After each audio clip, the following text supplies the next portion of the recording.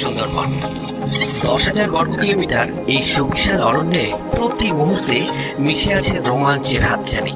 আপনি যদি বাঘের জন্য শুধুমাত্র এখানে আসেন তবে হবে সেটা সবচেয়ে বড় ভুল। আপনার ভাগ্যে থাকলে বাঘ দেখা অবশ্যই হবে। লঞ্চের ডেকে বসে নদী ও জলের এই লুকোচুরি খেলা ও সঙ্গে প্রতি মুহূর্তে অজানা কিছু দেখার জন্য প্রস্তুত থাকতে হবে নিষ্মলক দৃষ্টিতে। জলে কুমির আর ডাঙায় বাঘ, এই নিয়েই বিশ্বের বৃহত্তম ম্যানগ্রোভ অরণ্য। শহরের কোলাহল ছেড়ে আজ আমরা পাড়ি দেব রহস্যময় অপরূপ প্রকৃতির মাঝে, যেখানে জীবকুল প্রতি মুহূর্তে মৃত্যুকে চ্যালেঞ্জ করে। চলুন আজকের ভিডিওতে সাক্ষী হই এক অবিস্মরণীয় সুন্দরবন অভিযানের।